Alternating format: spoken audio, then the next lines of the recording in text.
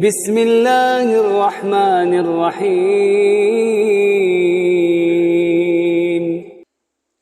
Mendapatkan ilmu itu tidak mudah, ya, dan membutuhkan pengorbanan yang sangat luar biasa. Dan ilmu yang bermanfaat itu adalah rezeki yang tidak ternilai harganya.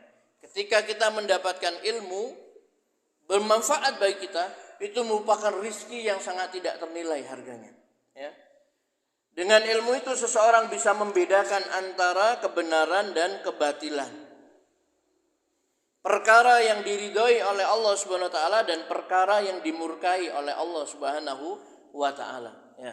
Jadi kalau kita mendapatkan ilmu, kemudian kita bisa membedakan ini yang halal, ini yang haram, ini yang benar, ini yang salah. Ya. Ini perintah yang harus saya kerjakan, ini larangan yang harus kita jauhi. Mana yang diridhoi Allah, mana yang dimurkai Allah. Dia mengetahui itu semuanya, maka itulah ilmu yang bermanfaat. Dan itu merupakan rezeki yang tidak ternilai harganya. Coba betapa sengsaranya kita ketika kita tidak mengetahui, ya, mana yang dimurkai Allah, mana yang diridhoi Allah, ya, mana yang halal, mana yang haram. Kita tidak tahu mana yang hak, mana yang batil. Kita tidak ngerti, ya. Tapi dengan adanya ilmu yang Allah berikan kepada kita, kita jadi tahu, oh ini kebenaran, saya harus ikuti. Ini sesuatu yang keliru, saya harus jauhi, tinggalkan. Ini yang halal, yang boleh, ini yang tidak boleh, yang haram, dan seterusnya. Ya, kan hidup kita ini kan mencari ridhonya Allah. Ya, mencari ridho Allah itu kan tentu kita harus melakukan hal-hal yang diridhoi Allah, menjauhi hal-hal yang dimurkai oleh Allah SWT. Untuk tahu ini yang diridhoi, ini yang dimurkai, itu butuh ilmu tadi itu. Makanya Rasulullah sallallahu alaihi wasallam itu, ya, dalam riwayat yang lain mengatakan apa? Allahumma inni as'aluka ilman nafi'ah. Ya Allah, saya mohon kepadamu ilmu yang bermanfaat, ya. Ilmu yang bermanfaat ini akan memotivasi pemiliknya untuk lebih giat beramal, ya. Jadi tidak berhenti pada belajar saja, menuntut ilmu saja, enggak, tapi dia bergerak untuk apa? Beramal. Ya, jadi ilmu yang bermanfaat ini ilmu yang diamalkan.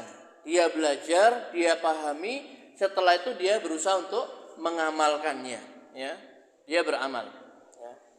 Dan Bapak Ibu yang dirahmati Allah Subhanahu wa taala, inilah rahasia, ya, doa yang dipanjatkan oleh Rasulullah sallallahu alaihi wasallam, ya, di mana beliau meminta ilmu yang bermanfaat lebih dulu sebelum meminta yang lainnya. Penting ini, ya. Rasulullah SAW meminta ilmu yang bermanfaat lebih dulu. Allahumma inni as'aluka ilman nafi'a wa rizqan thayyiba wa amalan mutaqabbala. Ya Allah, sesungguhnya aku meminta ilmu yang bermanfaat, rizki yang halal, yang baik, dan amalan yang diterima. Ya, itu dalam hadis riwayat Ibnu Majah. Ilmu yang bermanfaat, rizki yang baik, kemudian amal yang diterima. Ya, ini kan berkaitan ini, ya, berkaitan, ya, dengan ilmu yang bermanfaat tadi itu, sehingga dia bisa tahu cara mencari rezeki yang halal, yang baik bagaimana, yang boleh dan yang tidak boleh bagaimana. Dan ini nanti pengaruhnya kepada amal, ya. Kalau kita mendapatkan rezeki dari cara yang halal, yang masuk ke dalam tubuh kita, yang kita makan, kita minum, kita pakai, itu sesuatu yang halal, ya, maka, ya, amalan itu akan diterima oleh Allah Subhanahu wa taala. Tapi mohon maaf, kalau yang masuk ke mulut kita ini makanan haram, minuman haram, pakaian yang dia gunakan juga haram, maka ini menjadi sebab amal itu tidak akan diterima oleh Allah Subhanahu wa taala.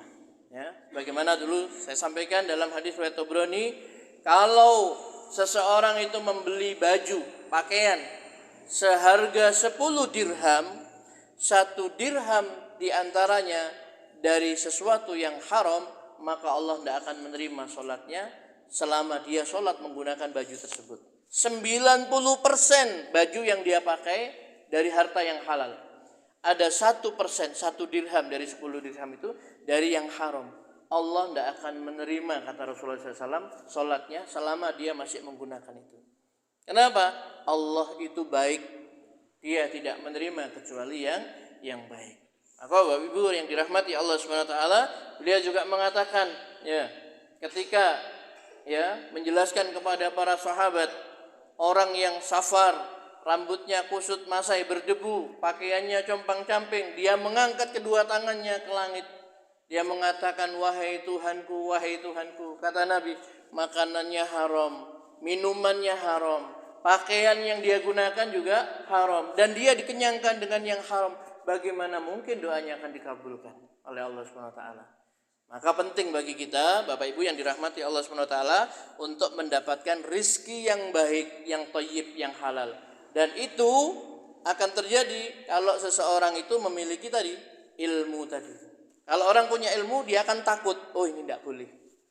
Ya, khawatir dia, takut. Dia akan tinggalkan. Nah, nanti kaitannya dengan apa? Amal diterima. Ya, begitu. Ilmu yang bermanfaat mengantarkan pemiliknya menjadi orang yang sangat takut kepada Allah, menjauhi larangan-larangannya, dan beribadah semaksimal potensi yang dia miliki. Ya. Jadi kalau orang itu sudah mendapatkan ilmu yang manfaat, dia takut kepada Allah SWT. Karena dia sudah ngerti, ini yang tidak boleh, ini yang haram, ya, ini yang harus saya tinggalkan, ini tidak benar, dia tinggalkan. Takut dia kepada Allah SWT. Itu kalau punya ilmu, ilmunya manfaat, akan menjaga dia, ya. Dia akan menjauhi larangan Allah SWT, dan dia akan beribadah dengan maksimal. Ya. Tahu keutamanya, oh, sholat sunnah fajar itu lebih baik daripada dunia dan seisinya. Sampai kepada dia, rakaatul fajr khairum minad dunya wa ma fiha. Rasulullah SAW tidak pernah meninggalkan, baik dalam safar atau di saat mukim ataupun di saat safar. Maka dia akan kerjakan. Ya. Kenapa? Dia tahu 2 rakaat fajar itu lebih baik daripada dunia dan seisinya. Ya, itu dengan ilmu tadi itu. Ya, dia akan beramal secara maksimal.